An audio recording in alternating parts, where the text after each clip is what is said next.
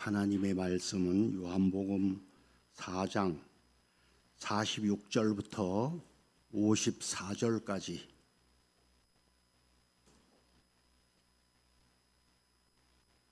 요한복음 4장 46절부터 마지막 절까지 다 같이 봉독하겠습니다. 예수께서 다시 갈릴리 가나에 이르시니 전에 물로 포도주를 만드신 곳이라.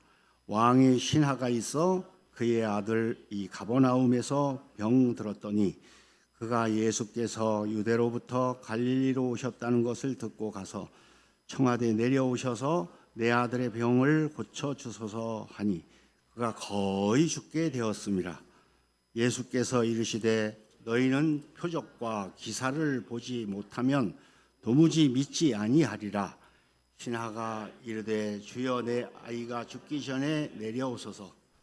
예수께서 이르시되 가라 내 아들이 살아있다 하시니 그 사람이 예수께서 하신 말씀을 믿고 가더니 내려가는 길에서 그 종들이 오다가 만나서 아이가 살아있다 하거늘 그가 낫기 시작한 때를 물은즉 어제 7시에 열기가 떨어졌나이다 하는지라. 그의 아버지가 예수께서 내 아들이 살아있다 말씀하신 그때인 줄 알고 자기와 그 온 집안이 다 이것은 예수께서 유대에서 갈릴리로 오신 후에 행하신 두 번째 표적이니라. 아멘. 믿음과 표적 이런 제목으로 말씀을 드릴 때에 하나님의 은혜가 충만하시기를 바랍니다. 어떤 교회에서 이런 일이 있었습니다. 교회에 들어오는 저 입구에 술집이 있었어요. 술 장사가 얼마나 잘 되는지 굉장히 그냥 주차장 문제도 그렇고 아주 시끌복잡했습니다. 그래서 온 교인들이 어떻게 할 수도 없고 이건 법적 처리도 안 되는 거고 그래서 그냥 밤낮 기도했답니다. 하나님 아버지 저 술집이 그냥 불이 폭삭 나가지고 없어지게 해달라고. 근데 그렇게 하다 때가 되니까요 정말 불이 나가지고 전소가 돼버렸어. 싹 타버렸어요. 그래가지고 이 술집 주인이 고발을 했습니다. 교회에서 저렇게 기도를 하고 그래가지고 우리가 이렇게 불이 났다고. 그래서 또 그거 가지고 옥신과 각신 싸우게 됐어요. 아니 기도한다고 그렇게 불 탈 수가 있냐고 막 이래가면서 교회 대표자가 또 술집 주인하고 법정에 불려갔습니다. 그래 하는 말이 그거예요. 교회에서 기도해가지고 불이 났다 이거고 교회 측에선 아니다. 결국은 법정 판결이 나왔습니다. 교회는 기도해도 안 된다는 믿음이 없는 곳이고 술집 주인은 믿음이 좋은 곳이라서 좋은 사람이라서 기도하면 응답된다. 이걸 믿은 사람이라고 이렇게 판결이 결론으로 났다는 거예요. 그렇다고 해서 벌금을 물거나 지옥을 가거나 그런 건 없었답니다. 믿음. 오늘 이 본문 말씀은 예수님께서 수가성 운물가에서 수가성 여인을 구원하시고 그 사마리아 사람들이요 자꾸 못 가게 해가지고 이틀 동안을 유했어요. 거기서요. 그래 사마리아에서 갈릴리로 오신 것입니다. 갈릴리로 오시면서 하신 말씀이 선지자가 고향에서는 대접 환영을 못 받아. 고향 사람들은 인정을 안 해줘. 그걸 탄식하셨어요. 왜냐하면 저거 목수 아들 아니에요. 저거 저 요셉, 마리아 아들 아니 저거. 다 그냥 크는 것도 우리가 다 같이 보고 뭐 그랬는데 자꾸 하나님의 아들 메시아를 받아들이질 않는 거예요. 그래서 예수님께서 참 안타까워하셨습니다. 자기 고향이라고 할 수 있는 이 갈릴리 지역이 전부 예수를 믿고 구원을 받았으면 좋겠는데 안 믿는 거예요. 안 믿는 거, 안 받아들이는 거예요. 그래서 예수님이 공생의 첫 기적의 시작이 갈릴리 가나 물 두세 통 드는 물 항아리 6을요 포도주로 만든 사건이에요. 거기에서 쫙 기적을 행하셨습니다. 혼인집에 가가지고서 그래도 이 사람들이 안 받아들이고 안 믿는 사람은 안 믿어.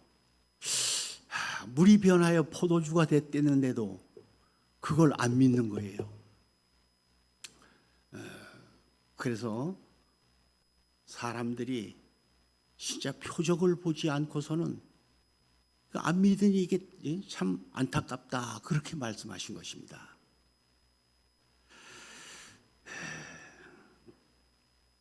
예수님이 부활하신 후에 참 탄식하신 내용이 자기 고향 땅을 향하여서 그렇게 애태워하신 모습을 속속 들여다볼 수가 있습니다. 그런데 이제 갈릴리 두 번째 기적이 오늘 이루어진 건데요. 갈릴리의 왕의 신하의 아들이 병이 들었습니다. 그러니까 그때 그 갈릴리 지역의 왕이 누구예요? 헤롯 아니 헤롯 왕 안디바스. 왕의 아들이니 아마 신분도 높았지요. 왕의 신하니까요. 왕의 신하의 아들이니까 아마 신분도 굉장히 높은 사람입니다.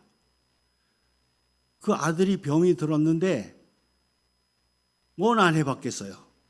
뭐 돈이 없어 못 해본 것도 아니고, 백방 노력을 다 했어요. 뭐 왕궁에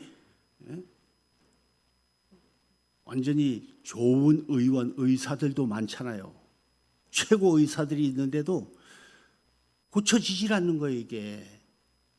막 열이 펄펄 나가지고 사람이 열이 한 40도 이상 올라가면 이제 졸도해버려. 그냥 숨도 확 하고 몰아쉬게 돼 있어요. 막 그러다 죽는 거예요. 숨이. 그래서 이게 고열이 나는데 감당이 안 되는 거예요. 어떻게 해도. 우리 애들 키울 때 보니 이 고열이 막 나는데요. 다른 방법 홀딱 벗겨놓고 그냥 물로 미지근한 물로 그냥 닦는 수밖에 없더라고요. 이거 뭐 해열제를 근데 처음엔 좀 들어. 몇 번은 잘 들어. 이게 자꾸 먹이니까 안 들어요. 이게. 이야, 그 참. 그래서 결국은 한 5~6살까지 키울 때까지는 계속 그 짓이야. 뭐 사흘돌이로 병원에 다녀야 돼. 여기도 보면 그래 항상. 우리 손주들 키우는 거 보면 사흘돌이로 그냥 해열제를 먹이고 살아야 돼. 참 안타까워요. 그런데 예수님께서 갈릴리로 오신다는 소식을 듣고 이 왕의 신하께서 이제 예수님을 찾아간 거예요. 가서 내 아들이 죽게 생겼사오니 와서 고쳐주시옵소서 그렇게 말씀하신 것입니다. 이걸 갖다가 첫 번째로요 표적을 구하는 신앙입니다. 참 예수님께서 그렇게 고쳐달라고 하시는 이 왕의 신하의 말을 그래 고쳐줄게 그렇게 말씀하신 게 아니고 이렇게 말씀하셨어요. 48절에 보면 너희가 표적과 기사를 보지 않으면 도대체 이건 도무지 믿지 않는다. 그렇게 단식하셨어요. 그래서 먼저 표적에 매달리는 그런 신앙을 가지고 있다 하는 사실을 보여주고 있습니다. 뭔 표적을 봐야 믿는 신앙. 사실상 예수님을 따르는 동기가 경이적인 초자연적인 기적을 구하는 데만 주력하지 하나님이 원하시는 자기 아들을 메시아로 보내신 그 속의 구원의 역사는 구원받는 일은 완전히 제외시키고 있다고 하는 그런 말씀입니다. 지금 내 아들이 살아나는 표적만 구하는 거예요. 예수님은 냉정하게 하신 말씀이 그거예요. 표적을 안 보면 도무지 믿지 않는 사람들, 그렇게 말씀을 하셨어요. 이 표적신앙, 아마 이 신하의 편에서도 보면 그렇습니다. 아니 자기가 섬기는 직속 상관이 헤롯 왕인데, 헤롯이 어떤 사람이야? 아주 나쁜 놈이지 아주. 예수님 탄생 시에도 이세희야 어린이에 싹 죽이는 놈이야 그거 아주 그냥. 와. 그러냐면 왕의 신하께서 예수님을 찾아갔다? 이 왕이 글쎄 제명을 당장 당할 수도 있고 능지처참을 당할 수도 있는 그런 입장이었을 텐데 그렇게도 볼 수 있습니다. 그 예수 아주 완전히 적대적인데 헤롯 왕하고는 얼마나 못됐으면 하나님께서 그냥 벌레가 파먹어 죽게 만들었겠어요. 그래서 예수님과 정반대의 사람인데 그 왕의 신하가 예수님을 믿는다? 이게 말이 안 되는 소리였거든요. 그런데 이 신하는 그랬을 거예요. 죽는 것보다 낫겠지. 내 아들이 이거 하나밖에 없는 이 아들 이거 내가 지금 제명을 당하고 사형을 당한다 해도 나는 내 아들을 살려놓고야 어떻게 보겠다고 하는 그런 아마 마음이 생겼을 것입니다. 그래서 참 어쩔 수 없는 환경 아니겠어요? 어느 편에 서느냐 그것도 중요해. 우리 어제 탁 집사님이 나보고 윤석열 편이냐고 묻더라고요. 내가 어느 편인 것 같아? 예? 난 교회당이라고 해. 무슨 당? 야당, 여당? 난 예배당, 교회당, 예수당이야.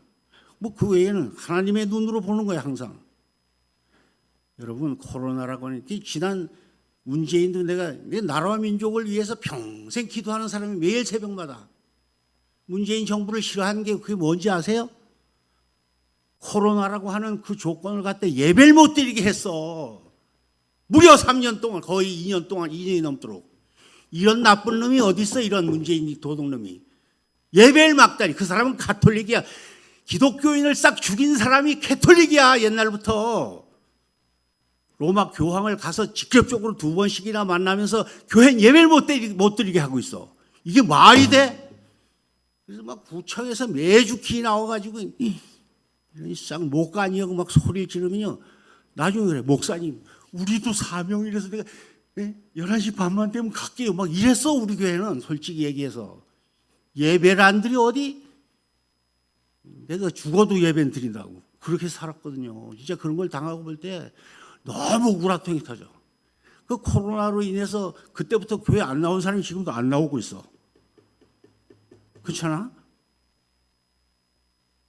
그렇게 정치하는, 우리나라만 그러는 거예요. 어디 다른 나라 다 그런 게 아니야. 기독교가 너무 왕성하니까 정치적으로 굉장히 힘이 들어. 해나가기가. 그래서 기독교를 줄여버리고 없애버리자는 그 대책을 노무현 때부터 세웠어요. 청와대에서 회의가 열렸대. 그 증언 그때 차관으로 있던 분이 나와서 얘기했어요. 직접 증언하더라고. 기독교를 완전히 없애버리자는 식으로. 그렇다고 없어지지 않습니다. 그래서 아마 이 왕의 신하도 굉장히 좀 꺼려하면서 예수님을 만났을 것이다. 그렇게 생각해 봅니다. 그래서 하나님께서는 오직 표적 그 속에 감추어진 내가 보낸 메시아 예수 그리스도를 믿고 구원 얻는 것이 하나님의 궁극적인 목적인데 그거는 빼놓고 그냥 표적만 구하는 거예요. 그냥 왕창 잘 되고 왕창 그냥 뭐 낫고 그냥 이게 사람들에게 앞서 있는 신앙관입니다.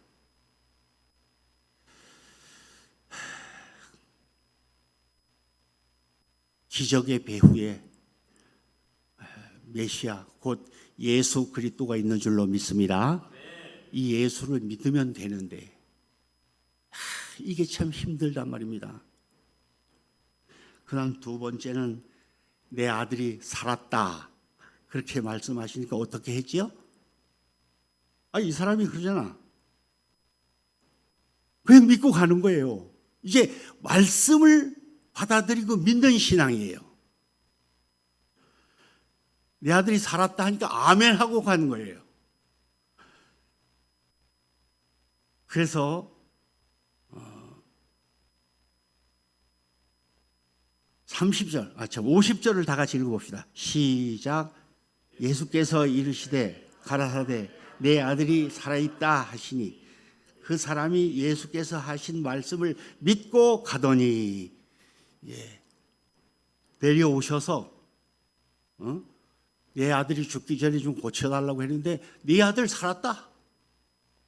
그 말씀 한마디에 그대로 믿었다는 거.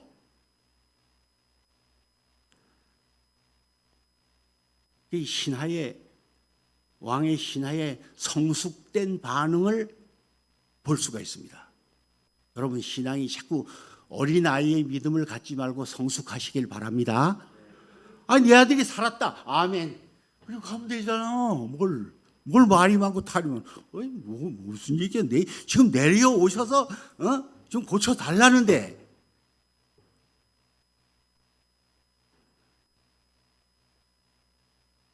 아마 신앙이라고 하는 것은 뭐 주관적으로 보나 객관적으로 볼 때도 아마 흔들흔들 할 수가 있습니다. 이런 말씀 속에서도.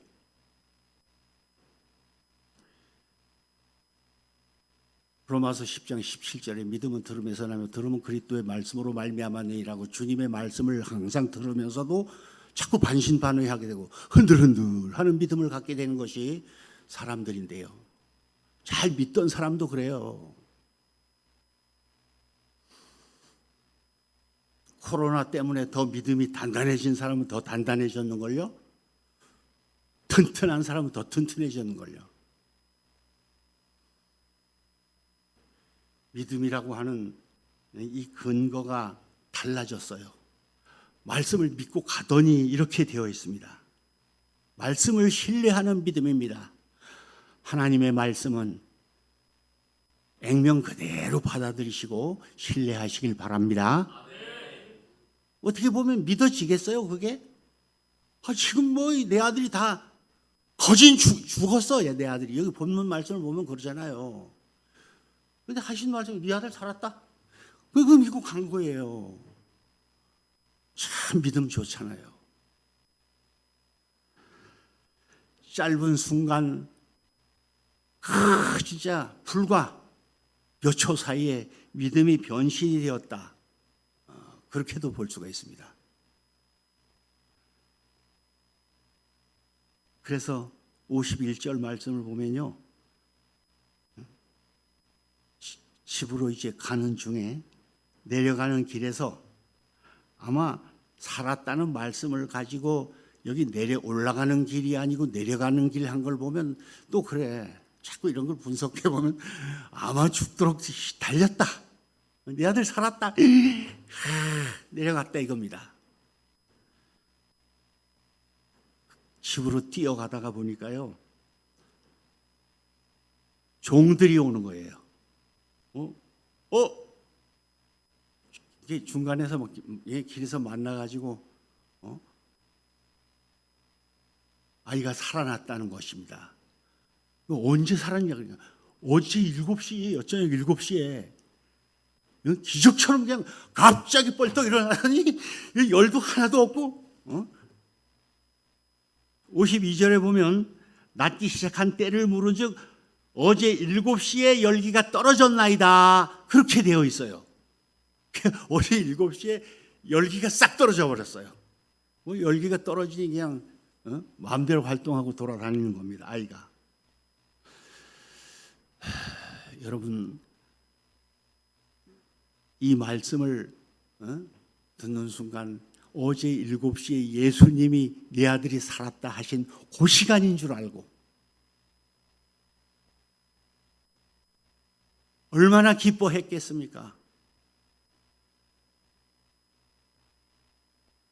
그래서 여러분 항상 성경 말씀, 하나님의 말씀 이것을 꼭 붙들어야 되는 줄 믿습니다.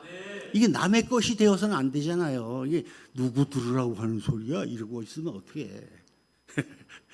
다 내게 주신 하나님의 말씀인데 진리의 말씀을요. 이걸 아주 꽉 붙들어 이걸 내 것으로 삼아야 됩니다. 그러니까 기적이 일어나잖아요. 성경 말씀 66권의 말씀은요. 다 누구 들으라고 한 게 아니고 전부 나에게 주신 말씀인지 압니다. 하나님께서 내게 주신 정말 편지예요. 생명이에요. 이 눈에 아무 증거 아니 배어도 늘 걸으며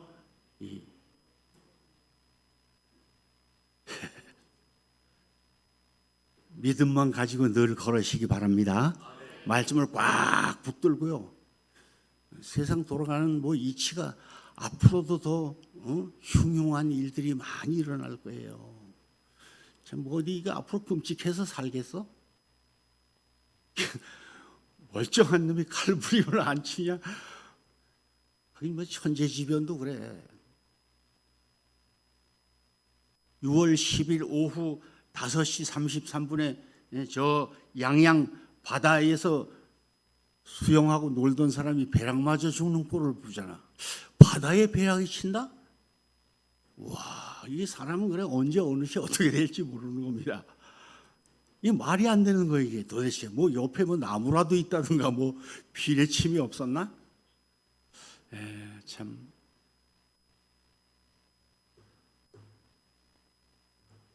믿음으로 볼 때, 믿음의 눈으로 볼 때에는요,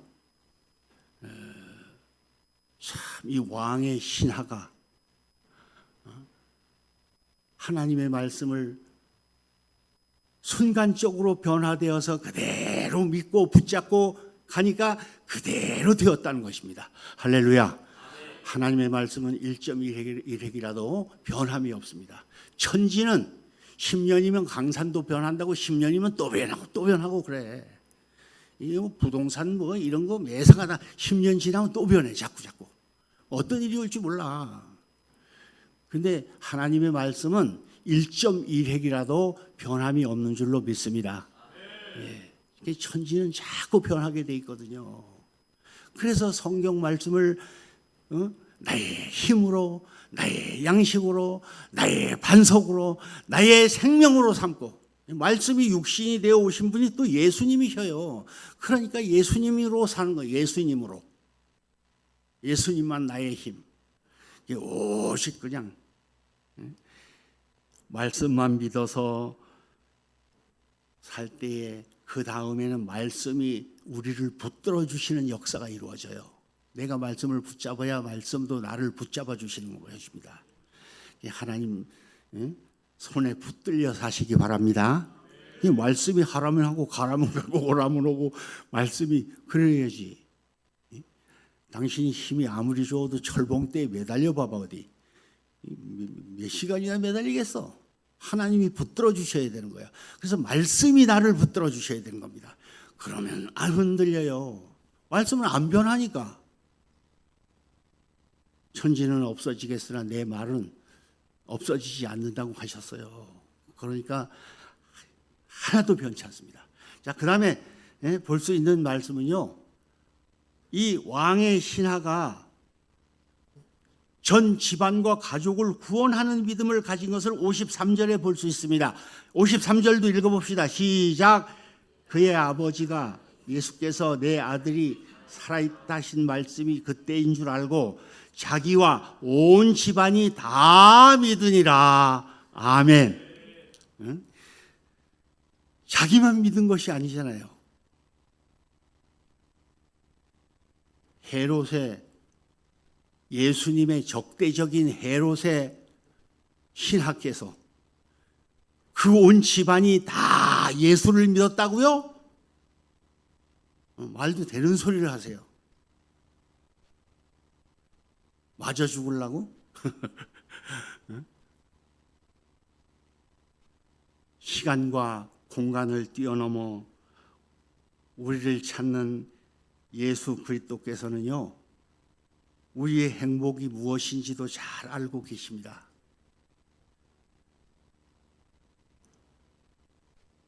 때론 예수를 믿으면서도 어려움을 당할 때도 있고 참 예기치 못한 일을 당할 때도 있습니다. 그런데 하나님은 변치 않으시는 하나님이시고 말씀은 변치 않습니다. 즉 말하자면 이 왕의 신하는 자기 아들이 다 죽어가기 때문에 예수를 믿게 되었다. 그런 말씀입니다. 이걸 전화위복의 축복이라고도 하는 거예요. 할렐루야. 네? 이 위기를 기회로 바꾸어 준다는 것입니다. 여러분 잘 믿다가 무슨 나라적으로도 뭐 코로나 같은 이런 어려움을 당할 때 왜 해의해지고 왜 신앙이 삐뚤어져? 가정에 무슨 자녀의 부모 형제 일가 친척 어떤 문제가 생겨도 이게 기회다. 무슨 문제가 오면 그렇게 생각하세요. 믿습니까?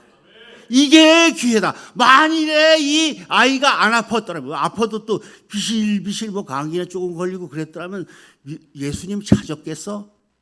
아마 일단락 하자면 일사각오로 아마 생각하고 찾았을 것입니다. 이거 도저히 뭐 살릴 길도 없고요.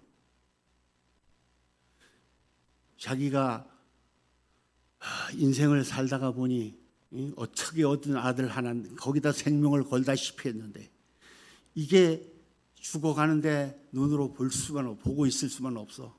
가슴이 미어지는 것 터지는 것 같아. 결국은 예수님을 찾아가서 구원을 받는데 자기 가족 집안 전부 구원받는 이런 역사를 볼 수가 있습니다. 그래서 환난이 오나 담대하라 내가 세상을 이기었노라고 하신 예수님을 확신하게 믿으시기를 바랍니다. 어떤 어려움이 올 때마다 아이씨 내 교회를 잘못 찾았나? 내가 기도를 잘못했나? 왜 하나님 살았다면 너무하잖아 해도 하나님 살아 계시다면 이러실 수가 있냐고. 그럴 때도 있어요. 진짜 목회를 하면서도 때로는 하늘이 노랄 때가 있어. 진짜 하나님 살아 계신가? 얼마나 힘들고 어려운 일들이 많이 있는지요. 근데 그런 것을 모두 다 이기고 나면 결국은 보이는 분은 예수님, 보이는 분은 하나님, 믿고 의지할 이는 주님밖에 없다는 사실이 깨달아지고 천하 영광 다 준데도 주님과는 못 바꾸는 그런 신앙생활을 할 수 있는 줄로 믿습니다.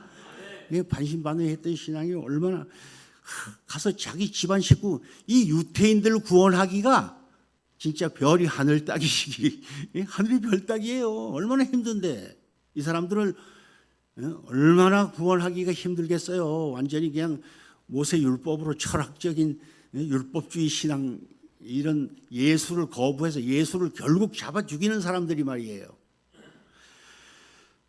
부활하신 예수님은 이 왕의 신하와 그 가족과 집안을 구원하시기 하셔서 열병이라고 하는 질병을 자녀에게 주어가지고 또 바꿔놓고 얘기하자면 그렇단 말입니다. 그래가지고 결국은 믿음이 생기게 하셔서 결국은 오직 바라보고 믿을 이는 하나님밖에 예수님밖에 없구나 하는 사실을 알려주시고 들려주시고 깨닫게 해주시고 확신케 해주신 줄로 믿습니다. 세상 아무리 바라봐도 왕의 이름으로도 못 고쳐요. 궁전 어의를 데려다가도 못 고치는 걸 어떻게 해. 생사화복은 하나님께 달렸습니다. 인간의 성공 실패, 국가의 흥망성쇠가 하나님의 손에 달려있는 줄로 믿습니다.